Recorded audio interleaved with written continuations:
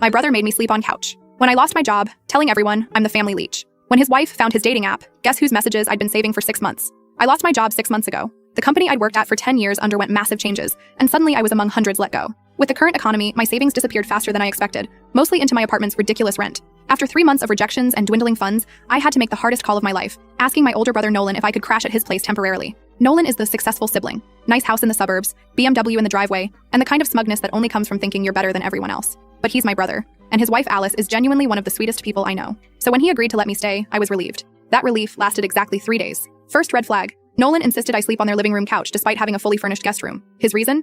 We need to keep it ready for actual guests. Ouch. But I was desperate, so I swallowed my pride and accepted it. The real fun started during week 2. Nolan began making these little comments during dinner. You know, Ruby, at your age, most people have their lives figured out. Or my personal favorite. It's interesting how some people just can't handle adult responsibilities. Alice would shoot him looks, but he'd just smile that condescending smile of his. Then came the family gossip. My cousin Haley texted me, "Hey, is everything okay? Nolan mentioned you might be having issues?" Turns out my dear brother had been telling everyone I was taking advantage of his generosity. He even went to our parents, suggesting they stop helping me with holiday gifts because I was becoming the family leech. I was documenting everything, recording his comments, saving texts. Not for revenge initially. I just needed proof I wasn't crazy, that he was really being this cruel. Then came the dating app notification. I was using Nolan's iPad one afternoon, with his permission, to check my email because my laptop was acting up. He'd forgotten to log out of his accounts, and a notification popped up from a dating app. I know I shouldn't have looked, but after weeks of his holier-than-thou attitude, curiosity got the better of me. What I found made me sick. Hundreds of messages to different women, explicit photos, meet-up arrangements during his late nights at the office. This perfect husband who spent dinner every night criticizing my life choices was living a double life that would destroy Alice.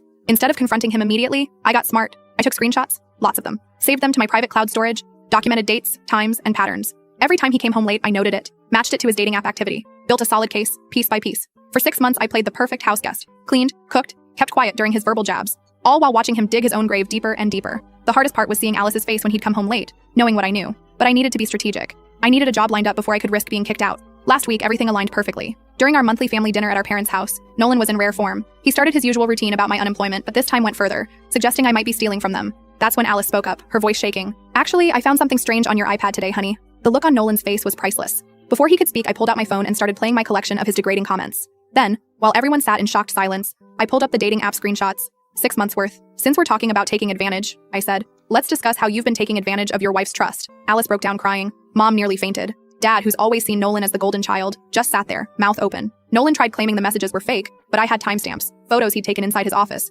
hotel receipts he'd saved in his cloud. Alice left with my parents that night. She's filing for divorce and staying with them while she sorts things out. Was I wrong to wait 6 months? Maybe. Could I have told Alice privately? Probably. But after months of being called a leech and watching him manipulate everyone while betraying his wife, the public revelation felt right.